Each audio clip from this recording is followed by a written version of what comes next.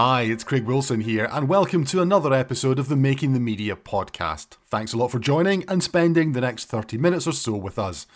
Our guest this week is Antonio Tena. Antonio is a 40-year industry veteran specialising in graphics workflows based in Spain. His career spans the days when graphics were created with a paper and brushes through to the most modern advances in technology around augmented reality and virtual reality, such a staple now for many news and sports productions. So what have these changes meant for the ways in which stories get told on TV? How have they altered the way in which graphic designers and the newsroom work collaboratively together? What advantages have templated graphics, the ones used most often in productions, which are created once and then reused by journalists, what have they brought in freeing up the design team for more creative work? Now, we have another first for the podcast with this episode, which was conducted in Spanish. So while I ask my questions in English, Antonio's answers are in Spanish, with his words translated in English by my colleague Raul Alba, who played a huge part in the creation of this episode.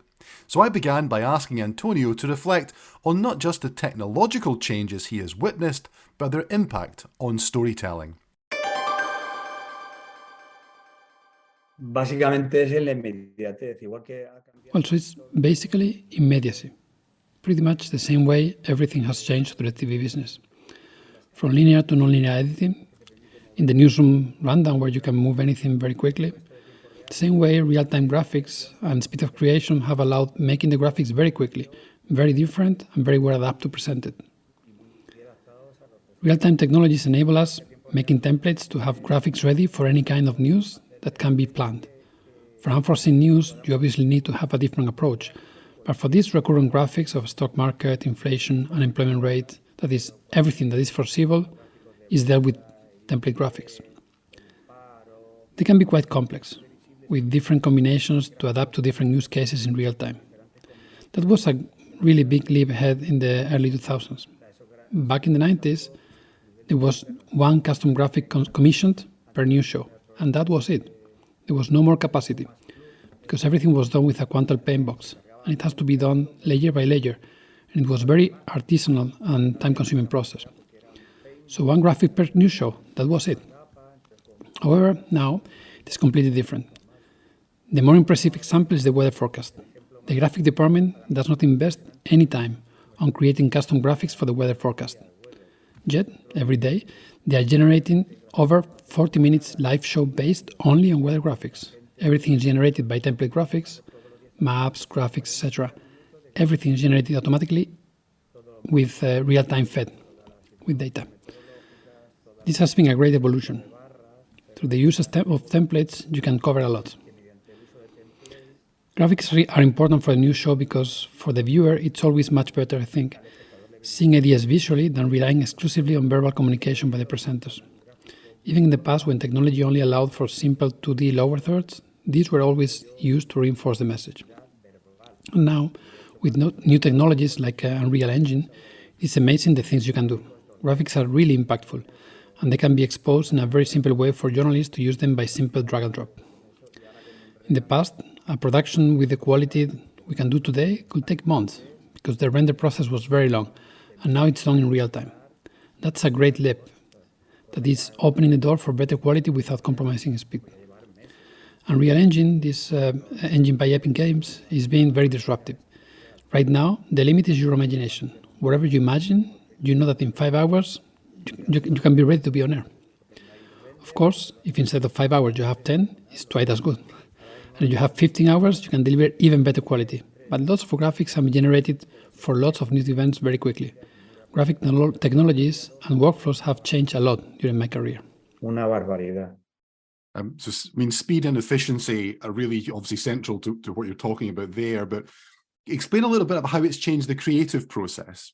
Is it freeing up time for who comes up with the idea, how it's then developed? Because the template graphics are taking time away from other things, but you free up time for the creative part of the process. In our case, it is teamwork, just like in a movie production. Everybody contributes. Sometimes the process is based on a request from the editorial team, and the graphics team just answers to this request. And in these cases, we are very, very limited by time. We also have some very nice cases, like one we are working on in Telemadrid right now, where we have a kind of a committee where the graphics department shares what they're good at or what can be visually very spectacular. Then the editorial team say what they would like to do with it, or the idea that they're interested in highlighting. And from there we distill what could be useful and what can be done, tweaked or adjust.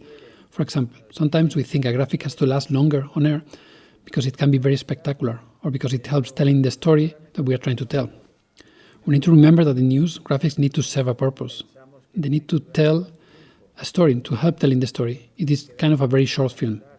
So you can easily tell a story in 5 seconds, the same way that you should not spend a minute trying to illustrate something that is not telling anything relevant. So there are times we want to be very spectacular and get the audience attention. So we tell the journalists to stretch the voiceover to allow telling the story better, or maybe we suggest them, hey, if we display some data on the screen, will it help telling the story? In Telemadrid, it's working very well because it is very well balanced. The graphic department says what is needed, and we have a discussion instead of getting a call request and just delivering blindly what is requested. And I know not every news production team has managed to achieve this balance. Like everything, like the news or like the news stories, it depends a lot on who is the journalist, who is the graphic artist, or who is the news director. If you put together a good team, you get good results. Sometimes the editorial team just provides the graphics department with a script and duration, so they treat graphics as they would treat a full standalone package. We need to remember that in a news show, anything could change. The chief editor thinks a story and tells a journalist, hey, you have a minute. But later, maybe the show is running over, and what was planned for a minute will have only 5 seconds. And in this case, it's always frustrating for everybody. The graphic teams makes a titanic effort to make a complex and elaborated graphic with lots of information and effects, and then in the package, the journalist is so used to see it, only a few seconds are shown. Una fiesta constante. So, Antonio, have journalists' expectations changed with newer technology? Do they expect more stuff or, things to develop faster? Sí, las dos cosas. Hay veces que... Yes, absolutely. Actually, both. In public broadcasters in Europe, every time the government changes, there might be a change in the organization. It's not like in a private broadcaster where there is a news director who stays in place for a long time and they learn and evolve with time. With these frequent changes, sometimes a new news director arrives and they do not trust the graphic department, and we need to build their trust all over again. They ask for one thing, when we deliver, they gradually trust more, and the next time they feel like Spielberg. So they want to order something at 10 a.m. and have it delivered by 2 p.m. For example, they want to see the Tower of Pisa in 3D, see how it's tilting with animation, data, and you have to manage their expectations, and little by little we kind of learn to adjust and calibrate the effort that sometimes that something requires. And the editorial team learns to foresee stuff that could be made. What if there is war? Can we prepare anything in advance? If we are better prepared, we can deliver better on breaking news. Once you get the point where all parts understand this, we become very efficient and very powerful. The editorial team asks for more and more, and the graphics team also feels more confident to contribute and suggest. Sometimes the editorial team has a very clear idea of the story they want to tell, and they have a suggestion on how to tell it, and the graphics team has to bring them back to the ground because of the effort required or because it doesn't make sense visually. Here the work of the chief editor is essential. If the editorial team manages to use template graphics that do not require a designer to invest time on them every day, there's a lot of time that is made available for creative teams to do something special, something particularly spectacular, or a special event. For this, planning is also very important. If you want to create a package about unemployment going up X%, there's a limited amount of ways you can tell this story. Numbers, arrows, icons, images. If creatives can create a template with all these options, this becomes a self-serve graphic that journalists can use themselves. Sometimes we have some headroom to do something special, like augmented reality on a table, to illustrate the same recurrent story. But if we are working on a big project, there is no time to be creative on these regular day-to-day graphics, so we just go with the normal template graphics. We are always busy. We are just trying to be efficient.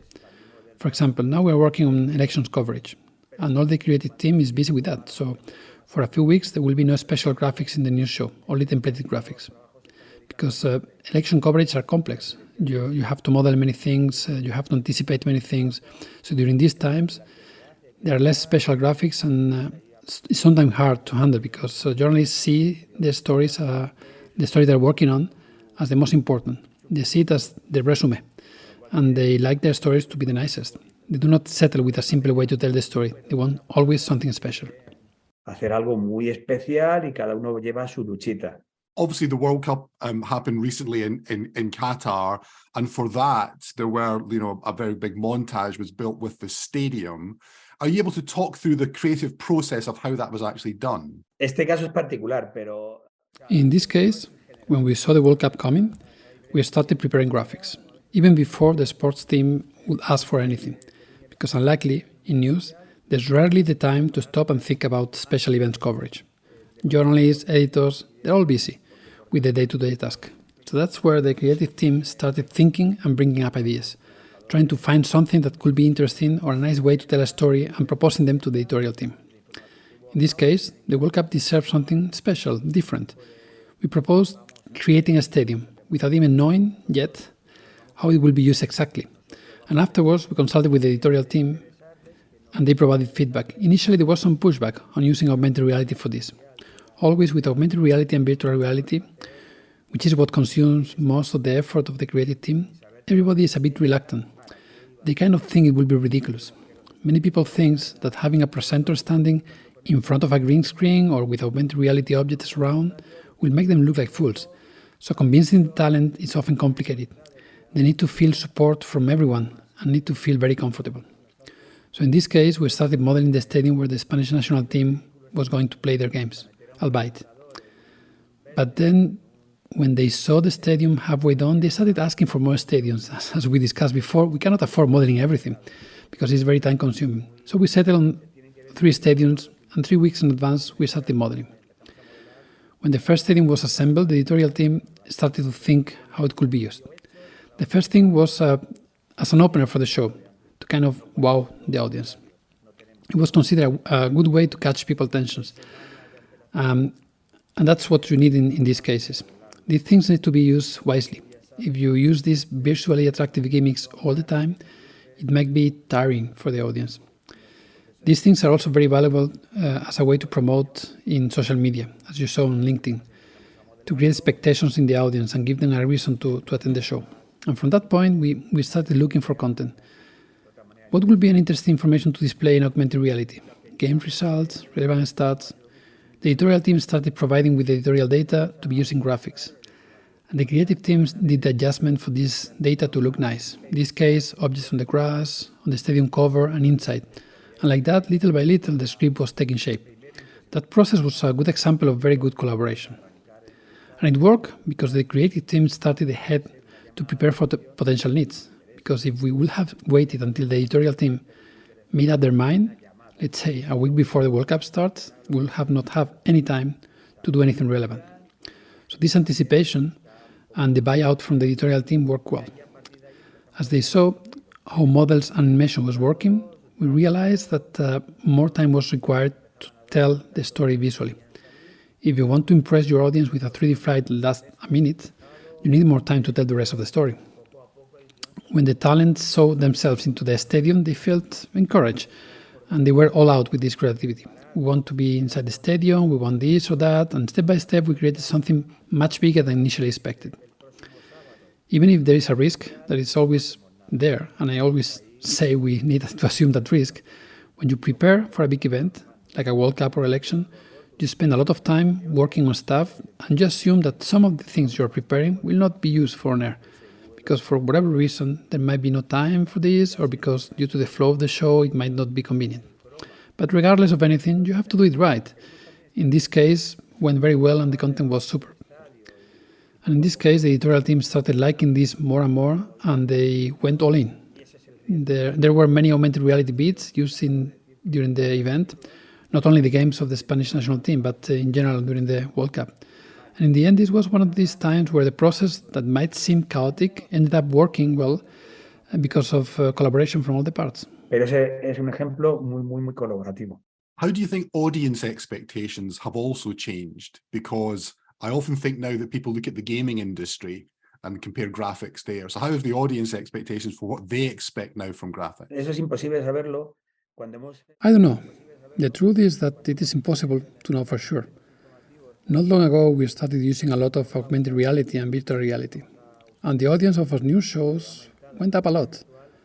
How much was due to using virtually appealing graphics and how much was because the editorial approach changed and the information provided was more engaging for the audience? I don't know. In a way, the influence of graphic gimmicks in news shows is like in the movies. That is, the compendium of a good music, good script, good lighting, everything makes a news show to be good. If augmented reality or virtual reality or just 3D are very well integrated and do not stand out, even being good, you can call that a success. So if you see some financial information in augmented reality or the talent is in a virtual environment talking about something and viewers do not realize that all this is virtual, that's the ideal situation. Neither too much nor too little. I think the viewers, they are adapting. They see this as a natural part of the show. Regarding the world of video games, I'm not sure they are really affecting expectations from the audience. People who play video games do not watch news shows on TV. Our target is more mature and older people. In the case of Telemadrid, our main target are retired people. And these people do not play or probably never play video games. Even someone like me, who works in 3D design, I watch video games and I don't understand most of it. You have to be very, very used to it to know where you have to look at to find the information you need to see. In our case, when we use effects or gimmicks inspired in video games like wipes, which I love, we try to be very subtle and discreet, because the goal is that it attracts you without making the information hard to read. After all, it is like in elections coverage. You can add shine, add effects, add a lot of glitter, but in the end, you need to see a number and a logo, and that's it. You always need to find a balance between making something memorable and not overshadowing the information you want to convey. There are commercials on TV that are so bright, that you're not able to retain who is the advertiser, because you are so focused on the visuals, the 3D effects, the actors, and everything, that the message does not reach you. There are very nice commercials that struggle to get the message through, and some commercials that are so badly executed that the message stands out exactly because of how bad they are. So this balance is very complicated. The world of video games is influencing those of us that work in graphic content creation, probably more than some of us would like to believe, because we see examples of how things are done, the tools and the processes, and it's always an inspiration to use in the broadcast world. But as much as to have a significant impact in the audience, I don't know. Not long ago, there was a significant increase in audience, and it was a time where a lot of sophisticated graphics were used on air. Every day we did 4 special augmented reality pieces, and once a week there was a very big virtual studio show, where the presenters were so much into their role, that we used to say that if the script requires throwing a bucket of water at a presenter, the next presenter is going to say, "So, when are you going to throw a bucket of water to me?" One of the presenters, she started experimenting with interacting with the virtual world, and it was great. If you don't interact, it becomes artificial and hard to believe. If the presenter says static, and what the presenter says or does and what happens in the virtual world are two disconnected things, this does not look good. From that point, all other presenters started to follow, and in that period, we did the nicest things I have done on TV. And with a good innovation pace. We got the presenters in the Prado Museum with their masterpieces. We got them in the Retiro Park to talk about climate change. We flooded the Plaza Mayor. We did very, very interesting and impactful things. And this probably helped increasing audiences a bit, because the impact is not the same. If you just talk about sea level rising 2 centimeters every 100 years, than if you're showing an iconic location like the Plaza Mayor flooded. Puede ser discreto. I think it's clear from what you're saying, Antonio, that teamwork is so important to this. You know, I think in the past, the journalist would go give an idea to the graphics person would go away, work on their own, try to realize it. Whereas now it's much more a collaborative process. Is that fair to say about how graphics is now done? Sí. Yes. As we were discussing before, these advanced graphics were treated as a particular case of on-screen graphics. There were requests, like a board and some data over it, and that's it. For everyday graphics that are templated, there's always some feedback, like I would like this color, or I would like to highlight this or that part. These template graphics are shown 12 or 14 times a day each, which requires that we spend some time on them to look good, but upfront, when the templates are created. Where you can see a really collaborative workflow is on the graphics for special events or for relevant breaking news. What happens often is the editorial team comes up with an idea, but they do not really know what will be a good way to show this visually. That's why the ideal team is composed by a graphic designer that knows how to tell a story and a journalist who knows how to express concepts visually. For example, getting a request from a graphic to explain the theory of relativity without context is a very hard task. The designer needs to have some information of what wants to be communicated. Sometimes designers see some news and they tell the editorial team, hey, look, I have this idea about how to illustrate this news event visually. What you can say is, hey, do you want something to illustrate this subject? Because if they have not made a request, they probably don't have a clear idea of what could be used to illustrate this. What normally works is when the designer proposes an idea and sells it to the editorial team and helps the editorial team visualizing this idea. For example, a graphic to illustrate a triple jump record, let's say 18 meters. Just 18 meters is very hard to visualize. If instead of just showing a number, we show several bases next to each other and we say that the recordman can jump all that, then that changes everything. It makes it easy to visualize and easy to retain the idea. That's something that helps telling the story. In our case, we came up with a role that really helps preventing friction between the editorial team and the graphics team. It's a kind of intermediary, a referee that mediates when there is a conflict and is trusted by both sides. So if a voiceover needs to be longer to enable the graphics to look better, or if the graphic animation needs to be shorter to accommodate the text, that person will arbitrate and will help building trust and break barriers between departments. If we achieve this level of trust, it is much better than having everyone minding their own business. Results are much better, so that person who has the trust for both sides is vital. That person knows how a story is told and how things work in a regie or control room, also knows how a newsroom is organized and is working side by side with journalists, and also understands the process of creating graphics, both the technical process and the time and cost involved. And without being a real expert on any of these fields, they can coordinate the whole process and increase collaboration and efficiency. Y cada vez la colaboración es mayor. Antonio, you spoke at the start of starting with paint and brush, and we've ended in a world of computerized graphics, augmented reality, virtual reality, an enormous amount of change through that time. What do you think the future holds for graphics? Regardless of the tool used, it is always about telling a story, about making it easier to deliver an idea. So I think that the most important thing that is going to change in the future is television itself. The tools are going to change as usual, but what is going to motivate innovation are the changes in the TV business. Maybe I'm being too pessimistic, but I think people will stop watching television altogether in the near future. Because except live events, like sports, elections, or breaking news, everybody is going to look for news and updates somewhere else, like on the web. So the idea of a family watching TV together at a given time does not exist anymore. Everybody has access to on-demand services, and even people my generation is using them. So you can choose which content you want to access and when. Any kind of content. So only live events justify watching TV. What is going to change is the channel. So probably the future of news is in your computer or mobile device. And the graphic tools to help telling the story will have to adapt to this new environment, or rather new environments. The future of news and other traditional TV shows is on a computer screen or a mobile device, or maybe with AR glasses. So the creative process will have to adapt to this new playing field.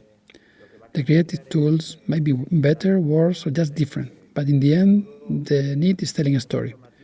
If technology enables projecting 3D graphics on your living room's wall, there will be tools to enable creative to do that.